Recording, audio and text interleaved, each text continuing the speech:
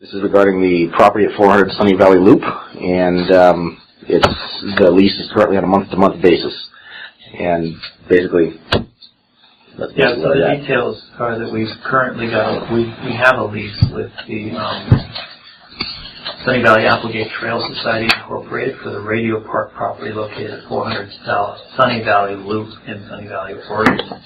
The previous lease was for 20 years, $1 a year, with the intent of having them resurrect what was an old barn and get it into the position so it could be used as a museum to commemorate the history of Sunny Valley. And they are making good strides to do so. It has taken a little while to get to this point, but really they're kind of at the final stages. The interior looked good, the exterior looked good. I went up there with Brian Johnson, our facilities manager, last week to take a pretty good tour.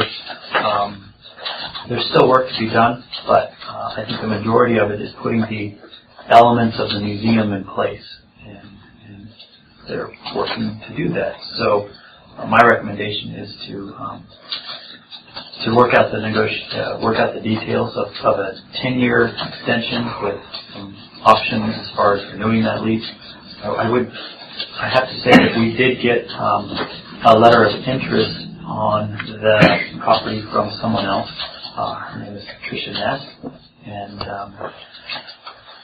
following yesterday's executive session and the direction that the board gave to legal counsel and myself to work out the details of an extended lease and working out insurance issues and all those other things that we want to see accomplished as far as investment, time, energy, and resources into that property to make sure that it's kept up.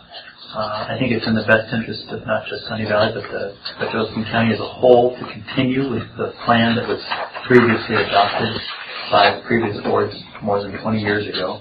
I don't see any reason to change now. So I've drafted a short response letter as Ms. Ness had requested. It's only 2 paragraphs, and there's 2 copies of it.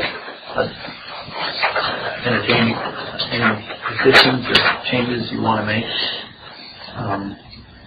But the short and the sweet of it is that at this time we're not entertaining any other offers. It's not an official commitment, but you don't establish a museum or at least work towards establishing a museum and then at some point come in and say, well, we're going to do something else with this property now. It's kind of like, wait a second, we have this expectation that it's going to be that, and frankly, I don't know how long.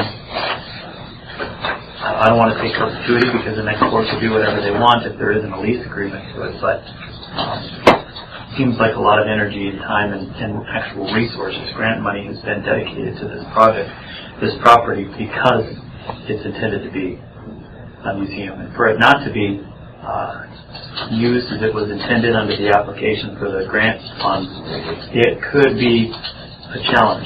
The county may need to, could be liable to pay those funds back because they never really kind of satisfied the elements of the grant. So I don't want to even get close to that. I think we can just move forward, and the organization that's looking to do this is well on its way. So the selling point is the Ness's letter is that the contract had expired in February.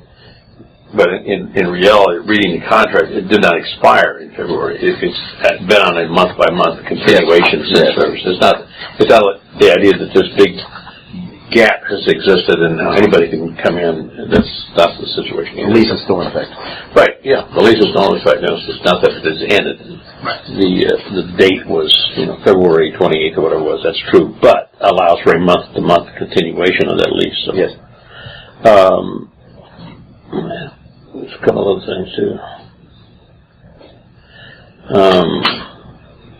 And I guess that was a big one, I guess, as far as. Oh, and they have borne all the costs of the improvements. They've borne all the costs of the repairs.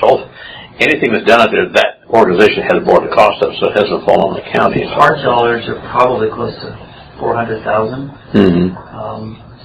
Who knows what volunteers' time and other things could have been. Right. I don't even want to speculate, but it's not less than $400,000 has been invested, I guess, so far. They had a grant for $350,000, and I know there's other money there.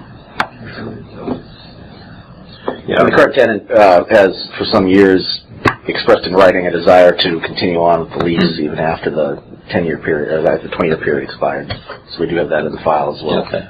This isn't a new idea from the tenant that they want to continue. Because I think I don't have any problem with extending it for a 10-year period of time, and with the provisos we talked about too, and readjusting that contract. So I think we'll work on that. Probably no real rush. We're mid-month on this. I think that before August or September, I think we'll get something finalized and signed. So I think in the next week or so, we'll come back maybe next Thursday with a proposed extension. Mm-hmm. Maybe not. Or in the near future. It's definitely on the list. We're going to work on that. Good.